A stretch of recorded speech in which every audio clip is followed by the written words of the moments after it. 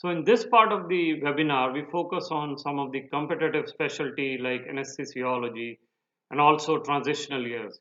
What does it take to match either in this kind of a competitive specialty like anesthesia or OBGYN and also in transitional years for neurology.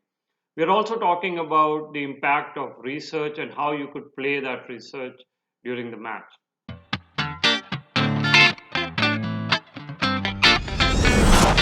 Couple of other topics we have before we open up to the panel, and I know Chinta wants to cover. I did want to get into some specific on the difficult specialties or non-traditional specialties, then move on to Ashley again on research. So we have Litty John, who matched into anesthesiology. She's been waiting patiently.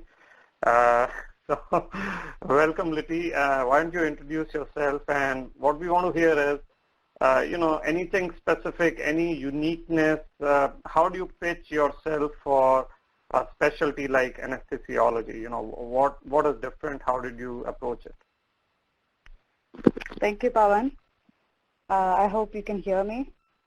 Yes. Okay, so I'm Litty, and I was a student of Sarthi. I participated in 2018 match, and I matched to anesthesiology in University of Minnesota this year. Talking about anesthesiology, this is different from medicine or pediatrics, slightly different. Starting from the years that you have to put in. So it's basically a 4-year course. The first year is a transitional year, and the remaining 3 years is clinical anesthesiology. So some programs offer a 4-year course, which is called categorical, and some offer a split course, which is 3 years in anesthesiology, which is known as advanced program. So in that case, you need to apply separately to a transitional year.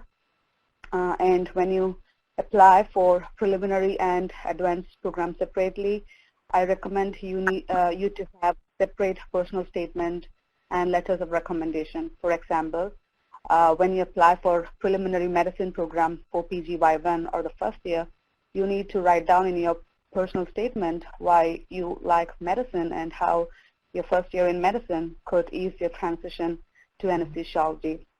In writing your personal statement, you must focus on what attracted you to anesthesiology.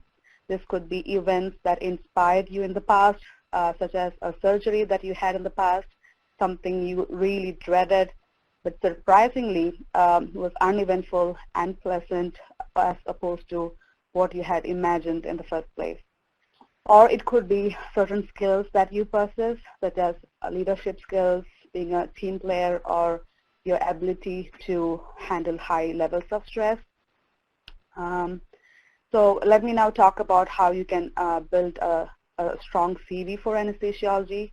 If you have a home residency in anesthesiology, that is an ideal situation and it makes things easier. However, not everyone with home residency matches. So what else can we do?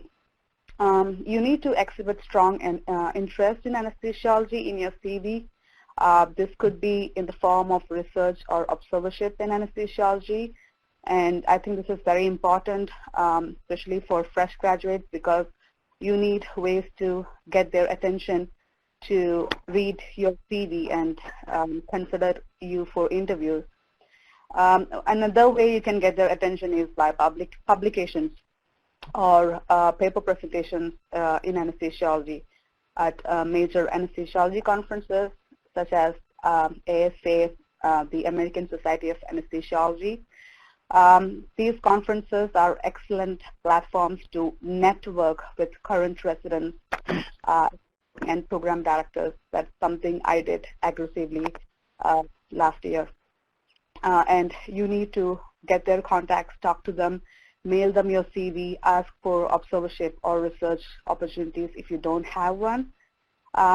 For applicants with home residency in anesthesiology, I suggest you to send abstracts of your thesis or case reports of interesting cases that you encountered back home and try to get them published in American journals preferably.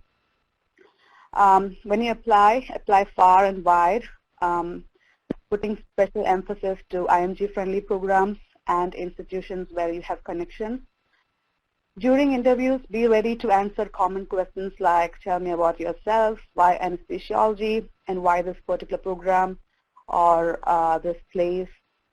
I had 8 interviews, and I wasn't asked any questions to test my knowledge in anesthesiology.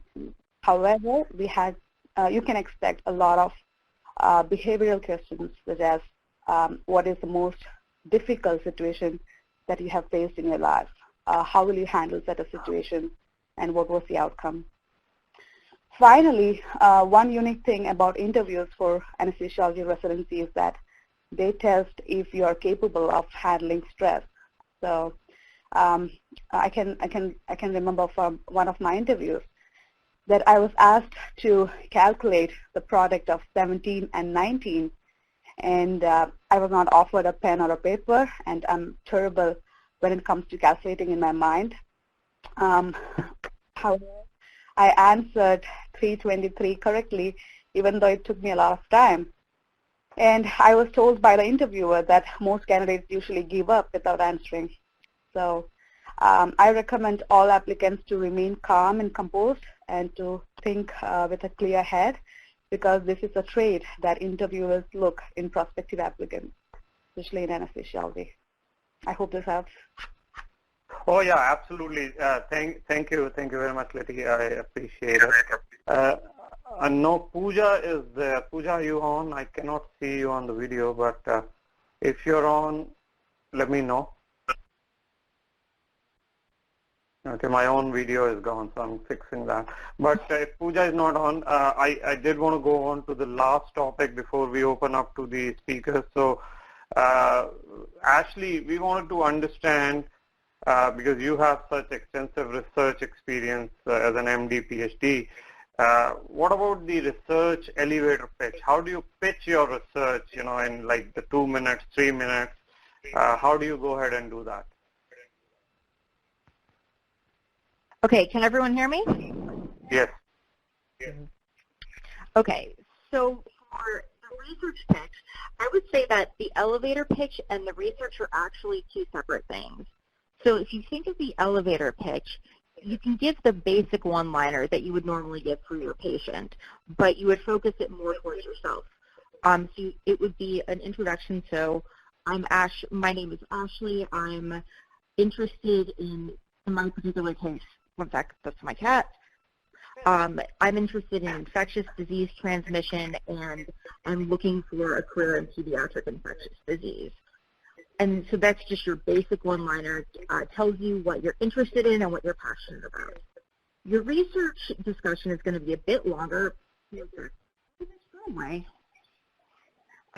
your research discussion is going to be a bit longer. So for that, you want to give about 2 to 3 minutes. And you want to start off with a basic motivation for your project. So the 50,000-foot view, why is this an interesting topic?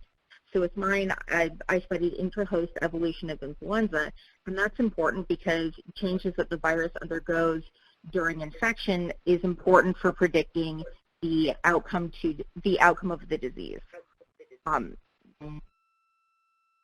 everyone still hear me? Okay. I think the earlier one was better. Can everyone still hear me? Yes, that's much better. Okay. Sorry about that. So you want to start with the basic motivation for your project and why it's important. From there, you want to give an intro of what is your hypothesis, or when you started this project, what did you expect to find? After that, move into a very basic discussion of your methods. So again, this is the 50,000-foot view. Don't talk about PCR primers or optimization. This is important, but just the general idea and general methods. And then you move into what you found. So was your hypothesis correct? And how did you interpret those results, especially if they weren't what you expected? And what are your next steps? And then this is the part where when I talk with other students that things tend to fall apart, because research projects can be very specific, but if you're doing medically focused research, it has to be applicable to the field in general. And so you want to make sure that it's very clear what the implications of your work are and why it is important for your field and medicine in general. And then you want to wrap up with how your research shaped your career interests. So did this research project make you more interested in a specific subspecialty of internal medicine, for example? Also, what skills did you gain from that? Because when you do research, you pick up a lot of additional techniques and thought processes that other medical students don't have, and you want to highlight that. So if your project included a lot of statistical components, that's something that you'll be able to bring into journal clubs and into morning reports in terms of evidence-based medicine. And this is something that you're going to need to think about before you go for the interview, but is very important to have an answer. Some other general tips for talking about research: make sure that you are not using overly technical words. You want to make sure that your presentation is focused towards the level of a science-focused college student, because while the people that are interviewing with you for the most part do have strong scientific backgrounds, they might not have been in the lab for 15 or 20 years. So if you give your presentation to a college student or a younger sibling, if they can understand what you're saying and get the general idea, that's probably a good target. The last bit is I would recommend really not shying away from projects that didn't work. If most people who have done research have not had an easy route and realize that most experiments do not work the first, second, or even 10th time. So with that, it's more important to show that you have kind of the troubleshooting abilities and that you know, and that you can go back and figure out what went wrong and how to fix it. Also, if you're still interested in research after that, it shows a lot of grit and determination, and if you're looking at a research-focused career, that's something that's very important because, again, most experiments don't work. So yeah, I hope that was helpful, and we'll answer questions in a bit. Thank you very much, Ashley. All right, so I see Pooja is on, and continuing our discussion on the non-traditional specialties. Pooja matched into neurology transitional year. So Pooja, why don't you tell us something about yourself, introduce yourself, and how did you prepare for this different kind of non-IM kind of specialty? What specific things would you recommend? So, hi, my name is Ob Gyn, and a lot of people nowadays I see are finally interested in neurology and anesthesia, and I mean, I had always heard of psych and peds, but neurology is now, I guess, people are interested. So first thing first, if you have worked back home as a medical officer, as a doctor, please point that out that you have a neurology experience. Because back in Nepal, where I come from, internal medicine and neurology are not separated. And I had to explain that to a program coordinator multiple times. And then she decided to take it to the PD, and I got an interview. So you need to highlight that part if you have had previous experience in neurology. And then I think the route is similar. Neurology observership, neurology research. Understand that if you have a research in neurosurgery or a PM&R, they also help you in neurology. But a lot of people, I wouldn't encourage you to have like a 2 months of observership in neurology and a 3 months of observership in internal medicine, because then the people literally see through. So these are my pointers, especially if you have previous experience in home country. You need to tell them that neurology was a part of your experience. So yeah. Thank you very much, Pooja. So before we now open